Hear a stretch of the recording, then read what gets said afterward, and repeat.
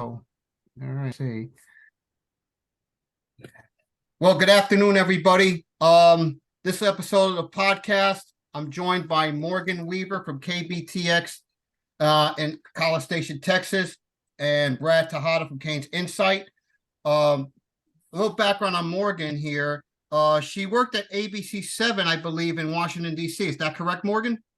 I was actually just an intern there. This is my first job in the career path, actually. Yeah, I also see you also worked with ESPN, pardon the interruption, with Michael Wilbon and Tony Kornheiser, am I right? And Tony Reale used to work there. Yes, exactly. Yes, great. I see that you like to watch sports, work out, read a good book, etc. Yes, all of the above. Okay, good. So we're going to preview the game on Saturday, Canes and A&M. Morgan, what stands out to me when I watched A&M last week against New Mexico is they had the fifth lowest offensive output in SEC history, only going for 225 yards, but yet they held New Mexico to 91 yards.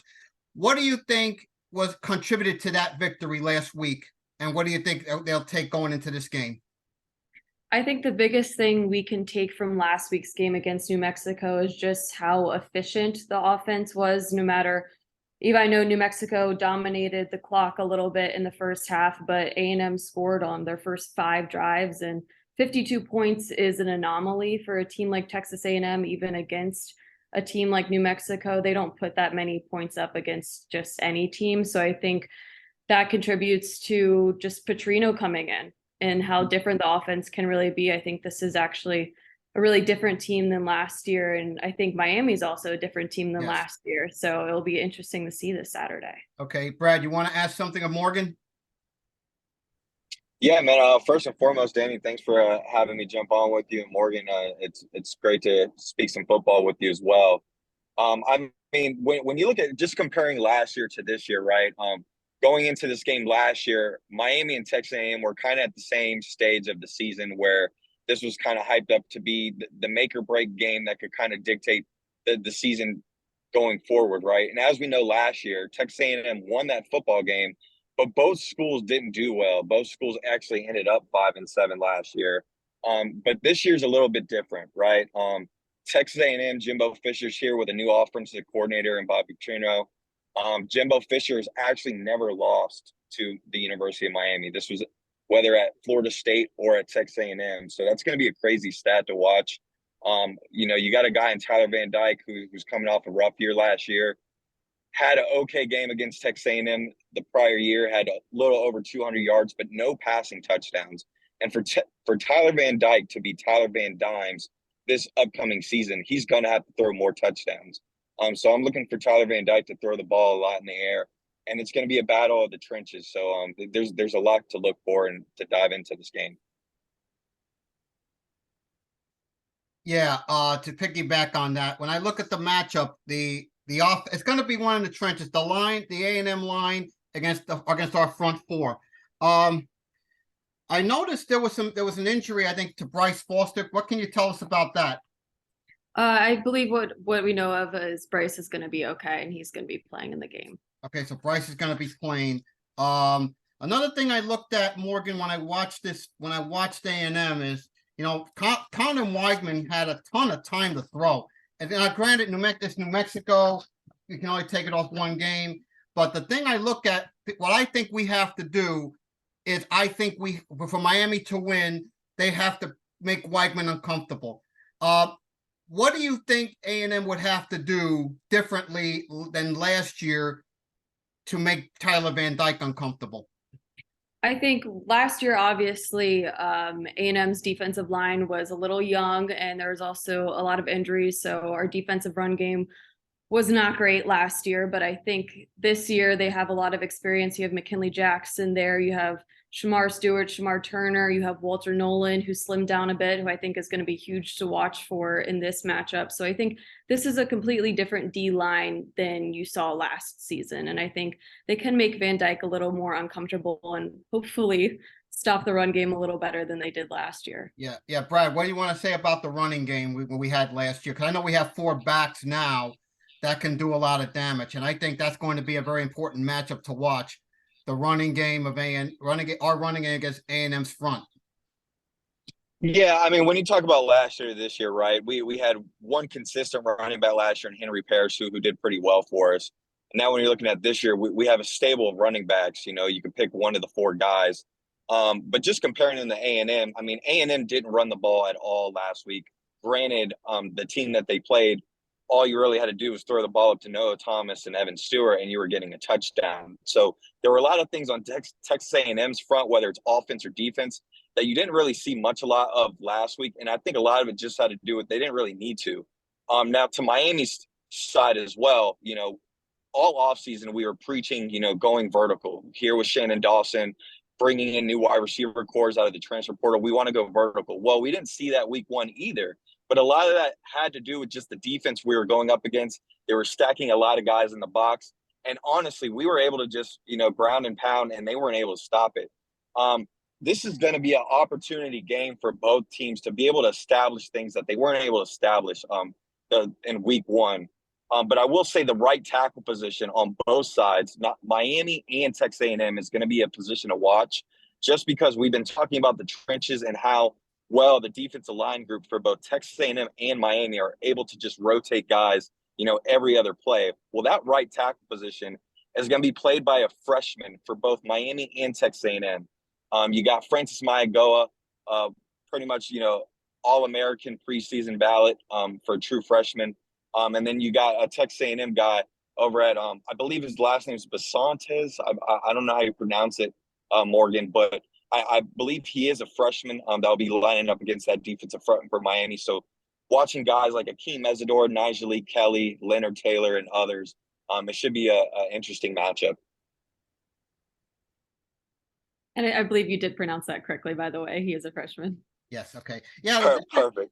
Okay. Another thing I look at, Morgan and Brad, is the passing game on both sides. The A&M passing game against the Miami pass defense. Because we know last week, you know, I was awestruck when I saw Thomas and Stewart go, I think 3 touchdowns for Thomas and I believe 2 for Stewart. Yes. Let me tell you, I look at Weigman. To me, I've always said the key to this game is Miami must make Weigman uncomfortable. They have to get home with 4. The way I look at it, how do you see Stewart and Thomas prepping for this ball game? I think obviously I said earlier in this week on a radio show that the biggest test this week is going to be how these wide receivers, because it's such a deep wide receiver room and they're so talented, but how they lined up against a better secondary than New Mexico has. Petrino has always been said, you know, feed your studs, and Connor had plenty of time to do that last week. So I think this week is going to be a huge test for A&M to see how these talented wide receivers actually line up against some better DBs. Yeah, like Brad, do you have a question for Morgan you want to ask? Yeah, just to follow up on that, Danny. You know, we're talking about the test of Miami's cornerback play, and obviously Texas A&M, their wide receivers, you know, showed out in week one. Evan Stewart, in my opinion, is going to be the name and the guy to watch this weekend against Miami. Not only because of what he did last weekend, but when you talk about last year when we played Texas A&M, this was a player that didn't play against Miami last season, and he was probably one of the most impactful players on the football team on the offensive side of the ball.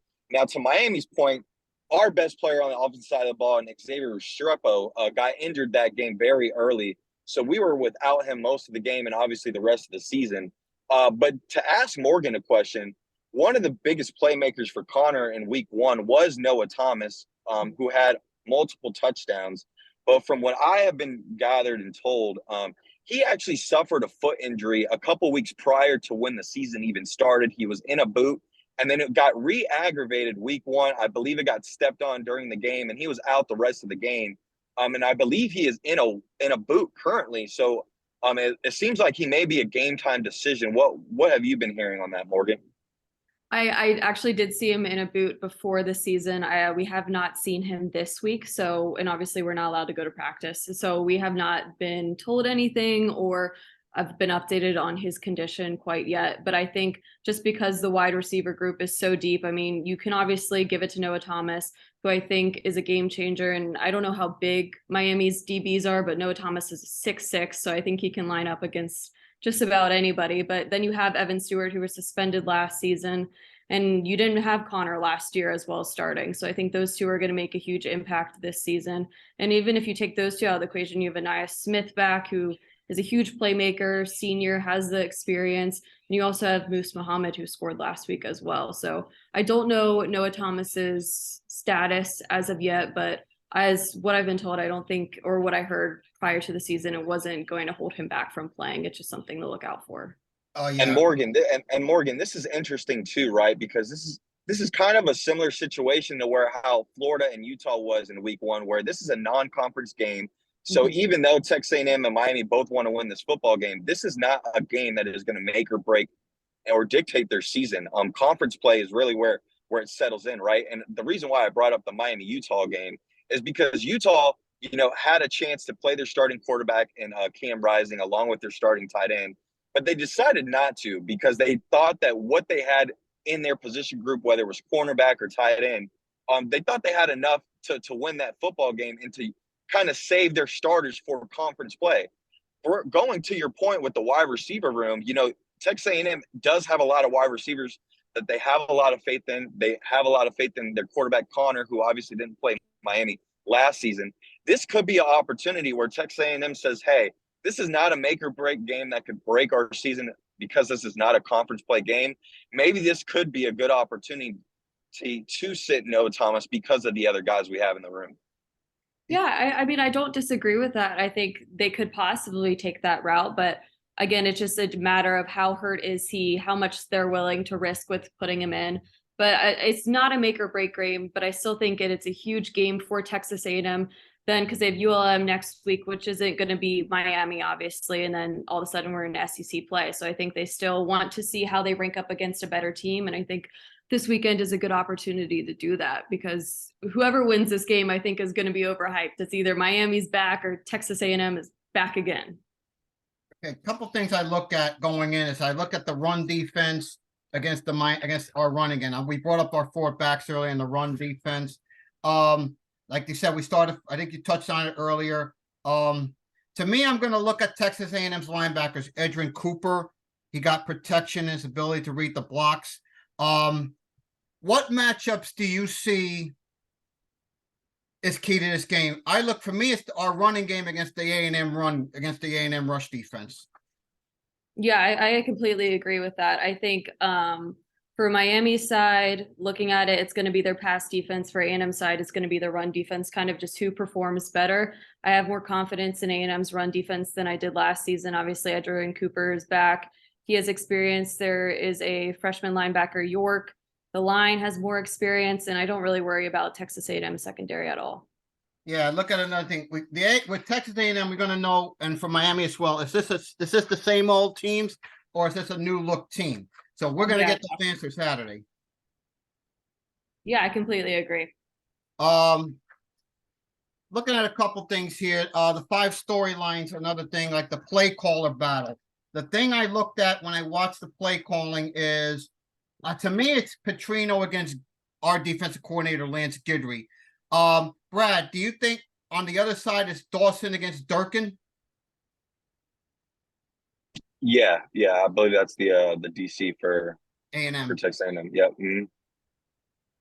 Yeah, I mean, go ahead, Brad. Yeah, no, I was gonna say. I mean, I'm more focused on the Bobby Guidry matchup, just because knowing Lance Guidry, he's gonna be very diverse. He's gonna try to throw multiple fronts, multiple stunts at Bobby Petrino. There's gonna be a lot of stuff that Texas A&M's offense, as far as what they were able to study in film room this past week, there's gonna be a lot of things that I don't think they've been able to see yet, which could help Miami.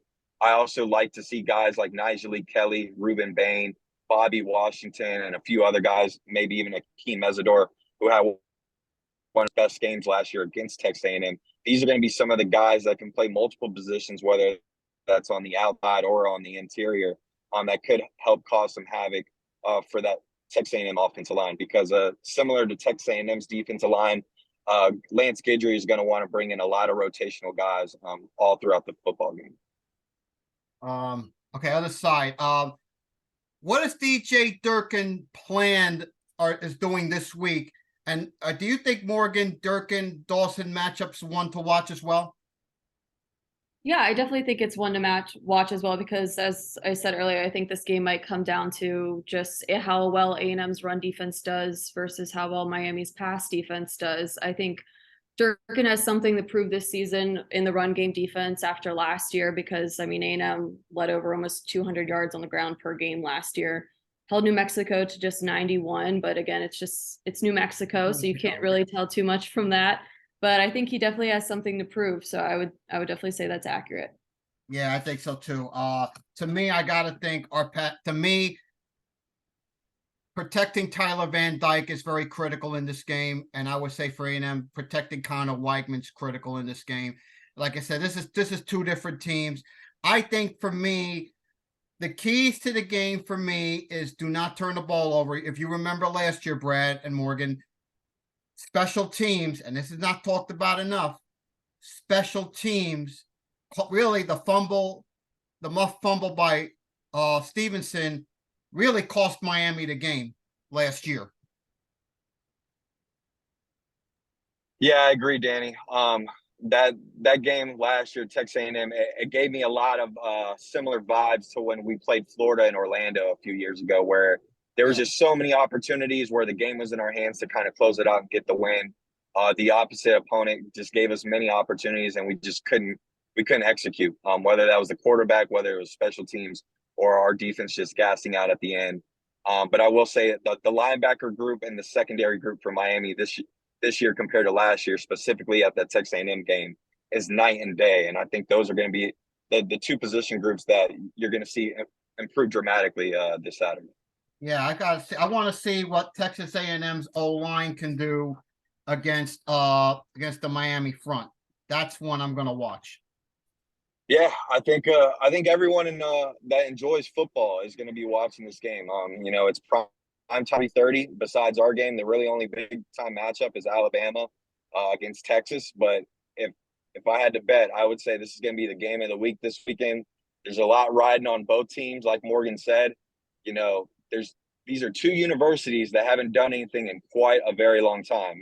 Franklin Roosevelt, Danny. Franklin Roosevelt, when he was president, that was the last time Texas A&M won a national championship football. That goes back all the way to 1939. Wow. And of course, our Miami Hurricanes have been in a drought for over 20 years now of getting a championship. So these are two historic programs that are ready to get back to the promised land. And this is going to be a game that I think can kind of maneuver things into the right direction. I don't think either way, regardless if Miami or Texas A&M wins this weekend, I don't think any program is back yet. But this is definitely a big momentum into the right direction. Morgan, would you agree with that? Yeah, absolutely. I was going to ask you guys, have you noticed anything among the players or the coaches is kind of like a get back game for Miami, a little bit of a revenge from last season? Everyone here, Brad, you want to take that one? Because I would think it is a revenge game from last year. When you think about what happened in College Station, the opportunities we had. I was at College Station, and Morgan, let me tell you something. When you hear the noise on TV, that's one thing. Mm-hmm. When you hear the noise in person, like I did, all I had to say was, whoa. Yeah, Kyle Field is different. It's kidding. definitely a special place. No kidding. The fans, very good people. Brad, you want to take her question by chance? Yeah, I mean, just before I answer the question, I was also at College Station, and I mean, first and foremost, amazing atmosphere, amazing campus. I mean, it's out in the middle of nowhere. Yeah. If you're not wearing your walking shoes or got your Fitbit on, you're gonna be walking miles just to figure out how many steps you took at the end of the day. But it was a very loud stadium, very packed. But I will say this: Miami versus Notre Dame, Miami versus Virginia Tech. 2017. Back in 2017, that Hard Rock Stadium was packed, and I expect it to be again packed this Saturday. And when that stadium is packed, it is just as loud, if not louder, than that Kyle Field. And I was there at both of those games, Virginia Tech and Notre Dame, and my ears are still ringing from those games. So I expect a jam-packed stadium. I expect a live atmosphere. And, Morgan, it's interesting that question you say, because coming from a fan, right, from a fan point of view, it seems like the fans are the ones that are more hyped, more ready for the get back of this Texas A&M team from last year. Mario Cristobal And this football team, the more guys that we add on this roster year in and year out that are Mario Cristobal guys, whether it's recruited, developed, or handpicked guys from the transfer portal, you're starting to see a different demeanor, a different way of the way they walk, the way they carry themselves, the way they practice, the way they play on the football field. And unfortunately, fans are going to start to realize that Mario Cristobal football teams, when they are, clicking on all cylinders, they're not about the talk. They're not about getting in interviews and saying this is a get back game. They're ready to show it on the football field. They're all about the work. And we saw week one, Miami, Ohio, first game of the year. We were ready just to put 50 on the board, 80 on the board. Miami, Ohio quarterback came out and president said, we're the real Miami. We're going to show you this weekend. Well, our guys came out in the interview and said, you know what? We don't care about that. We're just ready to play football. We're going to show you. And that's exactly what they did. And I expect nothing different this weekend. They're not going to talk. They're going to show it. I wanted to also add, what did you take of Shamar Stewart's comments this week regarding that about the revenge game, saying it's not going to happen this week? Was that to me? Yes. What did you take from Shamar Stewart's comments earlier in the week? I just think that's something that always you say when you're playing your hometown team. I know that he loves Miami, he said, but his parents didn't want him staying there because the nightlife might be a little bit of a distraction.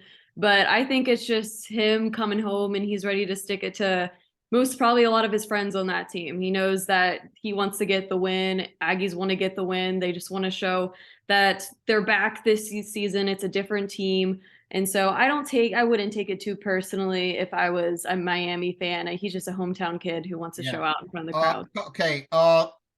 Okay. Keys to the game. What are your keys to the game, Morgan? For A&M to win. It's a road game. They've lost 6 road games in a row, so hopefully they put that away. They perform well in front of hopefully it's a packed Hard Rock Stadium, as you guys are saying. Run defense is huge. And then also feeding your studs, as Petrino's been saying, see if we can get Connor Wigman more time again in the pocket, because he looks great when he has the time, but he wasn't pressured that much last week. You saw a couple good moments where he broke free and run, but I think it's against obviously a better defensive line this week. So give Connor Wigman the time, feed your studs, run game defense, and then perform on the road. Brad, what are your keys to the game to beat A&M? Yeah, I think first and foremost, it's going to be to contain that wide receiver unit. This is going to be one of the best wide receiver units that Miami faces all year. And I think Mario Cristobal not only brought in Lance Guidry and Coach Adai for games like this, but you saw very quickly how they entered that transfer portal and brought in multiple guys to come in right away and play for these moments in the secondary. We brought in a lot of guys from other big-time programs that already have quality snaps and big-time games like this one coming up. And this is the reason why you bring those in, because you are going to have multiple wide receivers you are going to have to account for. So I would say accounting for that wide receiver group. And, point blank period, man, Tyler Van Dyke has to be Tyler Van Dimes this Saturday. Another thing, my keys to the game is, 1, we got to get to Weigman. That's number 1. Number 2, we cannot let Stewart and Thomas beat us with big plays. The special teams have got, and to me, ball security is going to be critical in this ball game. Because if you remember last year, like I said, in College Station, the fumble on the muff punt cost us the ball game. And the Smith fumble later in the game that we didn't recover turned out to be one that hurt us too. So I think ball security is going to be critical. And another thing I got to do, I say if our running backs get a combined, I would say 175 to 180 yards rushing, I think we have a shot to win this ball game. And like I said, Van Dyke's got to have time to throw. If we give Van Dyke time to throw, he can do some damage there. And we have to make Weigman uncomfortable in the pocket, and we cannot let Weigman beat us with his legs. So, okay, before I let you guys go, before I let Morgan and Brad go for this segment, prediction. I'll start with Morgan first. I think Texas A&M wins 24-20. Brad. I got the U 24-13. 13. Yep, 13 points. I think you guys score a touchdown early in the game, and then Lance Guidry and our defense gets settled in, and you start to see why Lance Guidry is one of the top defensive coordinators in the country. Okay. Are y'all both going to be at the game? Yes. Yes, I'll see y'all ma'am. there. Okay, Oh, you're gonna be there? I am gonna be there. okay, when do you All fly right. out to South Florida? We fly Saturday morning. We have Friday high school football to cover on Friday, so we make day trips. Okay, so yes. Yeah, the way I understand that, Morgan, before I do my prediction, I understand is that in College State that American added flights to Miami specifically for this game, and as I understand it, they're going to fly back after the game. We don't usually fly out of College Station. We drive the hour and a half to Houston and fly out of Houston. Yeah, because the way I understand it, they were adding flights from College Station to Miami for this game. I would believe it. The Aggies would request that. Yeah, and I think they might, and I don't know if they're flying, if the Aggies are going to fly back after the game.